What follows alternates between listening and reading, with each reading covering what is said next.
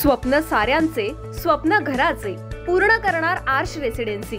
Neral railway station पासून हाकेच्या अंतरावर सुरू असलेला गृहप्रकल्प, दर्जेदार बांधकाम, अत्याधुनिक सुविधा, उत्तम कनेक्टिव्हिटी, निसर्गाच्या कुशीत पर्यावरणपूरक गृहप्रकल्प म्हणजे आर्श रेसिडेन्सी। आपले स्वप्न साकारण्यासाठी आजच घर बुक करा आर्श रेसिडेन्सी नेरळ मध्ये। अधिक माहिती आणि बुकिंगसाठी संपर्क 9167112511। भारतीय जनता पार्टीचे वरिष्ठ पदाधिकारी सध्या कर्जत विधानसभा मतदारसंघाची चाचपणी करत असून तळ ठोकून आहेत। कर्जत विधानसभेच्या निवडणुकीत भाजप आपला उमेदवार रिंगणात उतरवणार असल्याच्या या हालचाली सुरू असल्याचं दिसून येतंय आणि म्हणूनच ही चाचपणी भाजपच्या वरिष्ठ नेत्यांकडून सुरू असल्याचं बोललं जातंय। भाजपच्या या नेत्यांनी गाव पातळी स्तरावर प्रत्यक्ष भेटीगाठी घेऊन तसा अहवाल वरिष्ठ स्तरावर पाठवला आहे। दरम्यान भाजप आपला उमेदवार कर्जत विधानसभा निवडणुकीच्या रिंगणात उतरवणार का, अशी चर्चा आता मतदारसंघात रंगू लागली आहे। राज्यातील विधानसभा निवडणूक तोंडावर असताना महायुतीत सर्व काही आलबेल आहे। अजित पवार आणि शिंदे गटात संघर्ष अधिक आहे। त्यामुळे विधानसभा निवडणुकीच्या पार्श्वभूमीवर महायुतीत येणाऱ्या काळात उमेदवारीच्या तिकिटावरून मोठे घमासान होण्याची शक्यता आहे। त्यामुळेच की काय भाजपचे नेते मंत्री अमित शहा यांनी देखील भाजप स्वबळावर लढेल असा इशाराच दिल्यानं शिंदे आणि अजित पवार यांची पुरती कोंडी होणार आहे।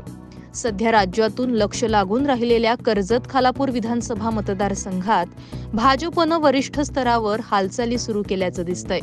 नुकताच भाजपचे गोवा राज्याचे आमदार संकल्प अमोणकर, त्याचबरोबर गोवा प्रदेश अध्यक्ष तथा खासदार सदानंद शेठ तानवडे तर आणखी काही वरिष्ठ नेत्यांनी कर्जत खालापूर विधानसभा मतदारसंघाचा आढावा घेतला। गेले 5 दिवस तळ ठोकून बसलेल्या या भाजपच्या वरिष्ठ नेत्यांनी मतदारसंघात राहून चाचपणी सुरू केली होती। गावपाड्यावर आढावा बैठकीचे हे सत्र सुरू होते। यामध्ये ग्रामस्थांच्या भेटीगाठी करून भाजप नेते चाचपणी करून तसा अहवाल वरिष्ठांना पाठवत होते।